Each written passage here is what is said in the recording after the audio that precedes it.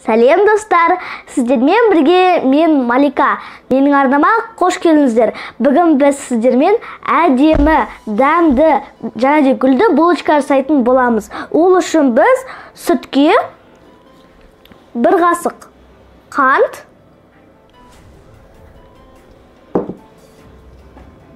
1 қасық ұн және де дрожж саламыз. Араластырамыз.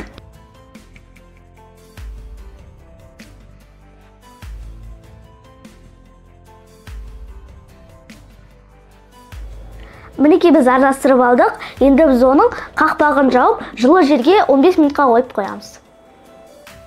Мінекей достар, 15 минутымыз өтті. Енді біз оның үстіне қант, 2 жұмыртқа,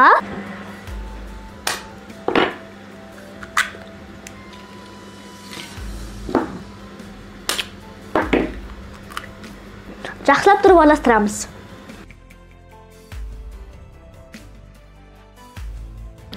Енді біз оның үстіне ұн қоса отырып, жұмсақ қамыр илеп аламыз.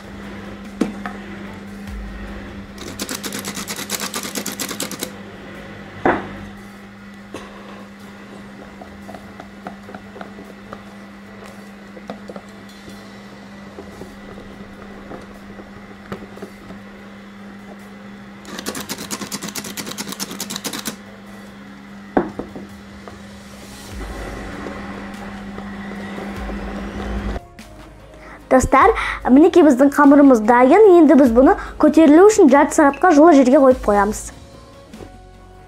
Достар, енді қамырымызды алайық. Қараңыздар, әдемі көтерілген, жұмсақ, үлпілдек. Енді біз бұны теңдей 3 бөлікке бөліп аламыз. Мінекей достар, осындай 3 бөлшекке бөліп алдық. Енді біз біреуін жайып, противенға салып аламыз. Осылайша жайып алдық. Енді біз оның бетіне шоколадный паста жағамыз. Менде мынандай паста, негізі нутеллада бола береді. Енді біз оны бетіне жағып аламыз.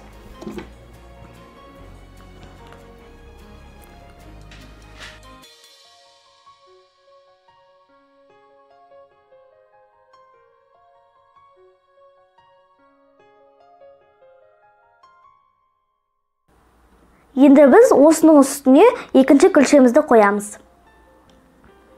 Енді жан-жақтарын жабыстырамыз.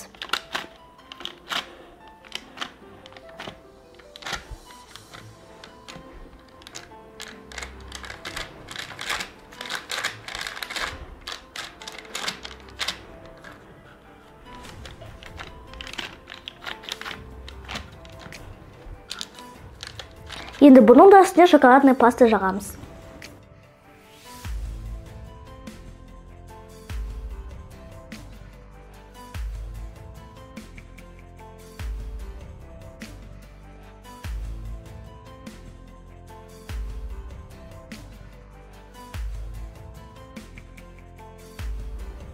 Енді үстіне соңғы 3-ші күлшені қоямыз.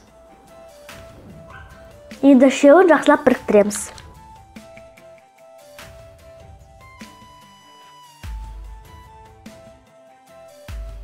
Достар, мен үшеуін де біріктіріп алдым. Енді біз оның ортасына мынандай кружка қоямыз. Енді 8 бөлікке бөліп аламыз.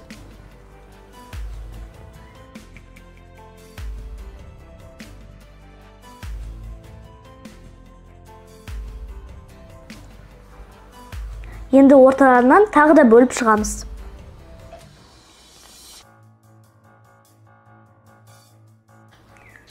Мінекей кесіп алдық. Енді біз бұларды өреміз.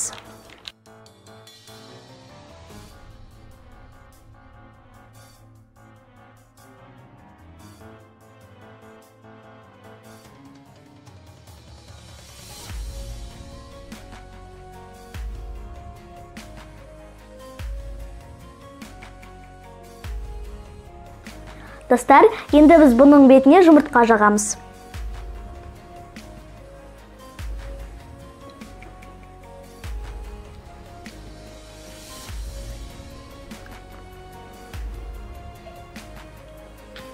достар, енді біз бұны 180 градуста қызып тұрған пеште 35-40 минут пісіріп аламыз.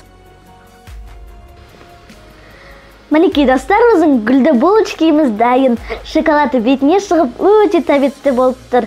Егер де сіздерге рецепт ұнаса, лайк басып арнама жазылыңыздар. Достар, менің арнамда неше түрлі пирогтардың, торттардың, сусындардың рецепттері бар. Кіріп қарап көрсеңіздер болады. Және де комментарий жазуды да ұмытпаңыздар. Ендеше ас дәмді болсын. Сау болыңыздар.